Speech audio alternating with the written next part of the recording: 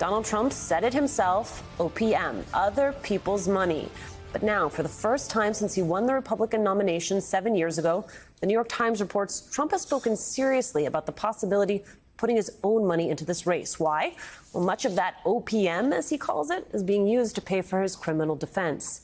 Today, as we said, his lawyers were in court opposite federal prosecutors to go over discovery rules and limits, if any, on what Trump can say about the case.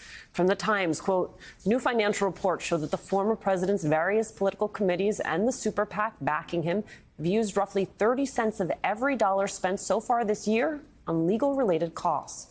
The total amounts to more than $27 million in legal fees and other investigation-related bills in the first 6 months of 2023. That's according to a New York Times analysis of federal records. That amount includes payments to 8 law firms, getting more than $1 million each just in the first half of this year. And that amount could balloon as Trump's cases head to actual courtrooms. The Times notes Trump's complex political orbit is already spending more than it is taking in and tapping into money it raised years ago, an unusual trajectory this far out from an election. Predictably, Trump is upset, suggesting on social media, quote, resources that would have into ads and rallies will now have to be spent fighting these radical left thugs, which is a rich thing to say, given Trump's the reason he's in this position in the first place. Well, well, well. It is not the consequences of one's own actions. But that backwards response is permeating the Republican Party. Listen to the accusation Congressman Byron Donald made. But to a broader perspective, what the Department of Justice is really doing is they want to bleed Donald Trump dry. They want him to use up so many campaign resources with these terrible, phony indictments that it's going to be hard for him to mount a challenge of the presidency. And for the American people, understand what this means. This means that the Democrat Party and Joe Biden are using the power of government to basically turn the screws on their political opponent. Irony, it hits you like a shovel to the face, falsely accusing President Biden of trying to subvert democracy by holding Donald Trump accountable for literally trying to subvert democracy. The modern Republican Party, where everything's made up and the points don't matter. And that is where we start this hour. Joining our conversation from the New York Times, congressional reporter Luke Broadwater, plus voting rights attorney and founder of the site Democracy Docket, Mark Elias, and writer-at-large for The Bulwark and an MSNBC political analyst, Tim Miller. Luke, we have your New York Times colleagues to thank for this reporting. First, get us more acquainted with just how cash-strapped Trump's orbit is right now. Well, he is raising a lot of money, so these indictments have been a boon to him from a fundraising perspective. But his problem is 33% of it's going immediately out the door to pay for lawyers, and his legal cases are just piling up. I mean, we're going to have probably another one next week in Georgia, and so he's going to have 4 very serious criminal cases against him. He's going to have a lot of very high-priced attorneys, and he's going to be spending not his own money, right, but the donations from a lot of small dollar donors across the country who are sending him money that is going right into the pockets of these, well-heeled lawyers as they work to try to keep Donald Trump out of jail.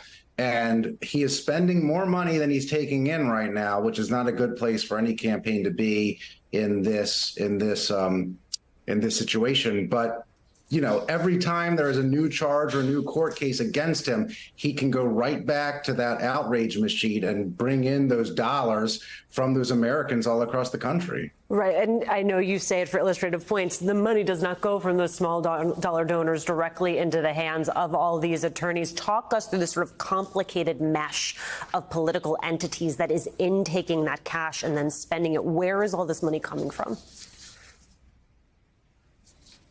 Right. Well, there are a number of, he has the Save America PAC. He has a number of PACs that he uses to pay these lawyers. Right. It's not that Donald Trump himself is paying the lawyers at all. So he's relying on donations. They come in generally to these PACs and they go out to his attorneys. Mark Elias, a little bit more about one of those bodies that Luke just referenced, the Save America PAC. I want to take a listen to what the January 6th committee taught us about that PAC. The claims that the election was stolen were so successful. President Trump and his allies raised $250 million. nearly $100 million in the first week after the election. On November 9th, 2020, President Trump created a separate entity called the Save America PAC. Most of the money raised went to this newly created PAC, not to election-related litigation.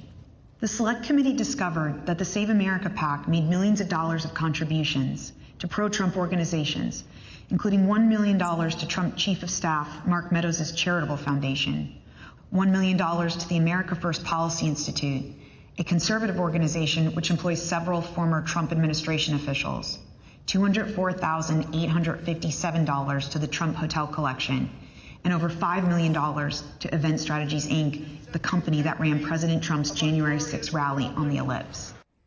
Mark Elias, we understand Special Counsel Jack Smith scrutinizing the Save America PAC, trying to figure out if Trump's advisors knew he'd lost before they were raising funds off lies about non-existent voter fraud. So you have PAC paying for a legal defense while also being part of the case itself. I wonder if you have ever heard of that happening at this scale. No, nothing like this has ever happened before. I mean, let's just be clear. We've never had a president of the United States who's tried to overturn democratic elections. We've never had a president of the United States indicted once, no less 3 times, and as you point out, probably on his way to 4 times. And we've never had a president as shameless and as backed up by a shameless party as Donald Trump and the Republican Party, as they milk and bilk these donors into this PAC. Remember, Alicia, the beginning of this PAC, as that segment pointed out, was to actually raise money to contest the outcome of the election. Well, the money didn't go to that. The next purpose of the PAC would be to support Republican candidates. And it appears the money didn't really much go to that. It's really going to enrich Donald Trump and his allies. And that is really, really an absolute another indictment of where Donald Trump and the Republicans stand today. Mark, does Jack Smith have the power to freeze those funds?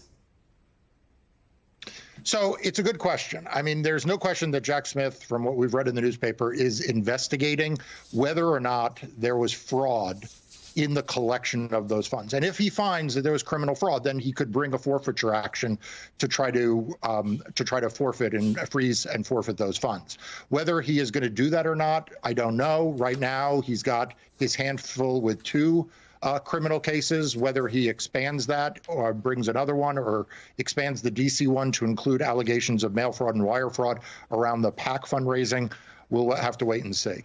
Tim Miller, I want to read you a little bit more from the Times piece. Quote, Trump-aligned groups also paid legal bills for some White House aides who testified in the congressional inquiry into the January 6th attack, an arrangement that critics said was an attempt to influence their testimony. Mr. Trump's advisors have denied the allegation.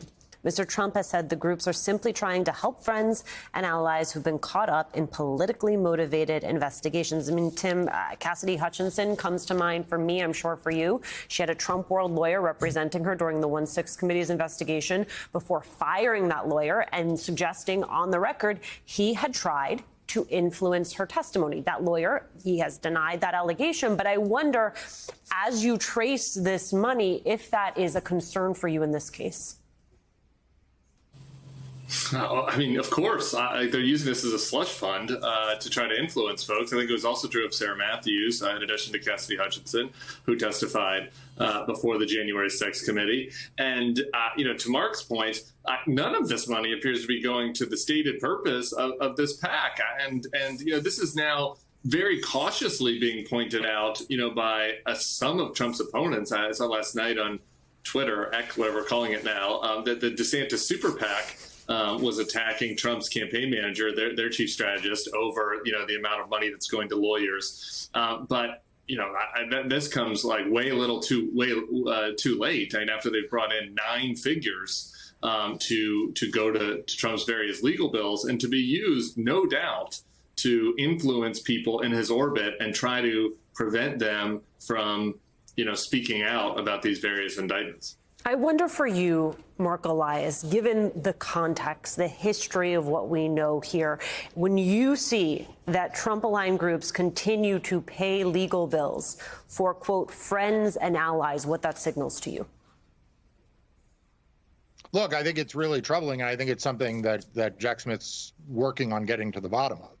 Because it's not like, you sometimes have a situation in which there's a corporation, its executives or its employees wind up before grand juries, and they pay the legal bills. But they do it on a pretty agnostic basis. This appears to be the legal fees are being paid sort of on a selective basis. And so the question is, are the legal bills being selected to be paid based on whether they are offering favorable or unfavorable testimony to the former president? And I think that that is something, along with some of the conflicts around the lawyers, and the lawyers having lawyers and the lawyers having clients who are adverse to other lawyers and other clients. I think that all of this is something Jack Smith is going to have to figure out.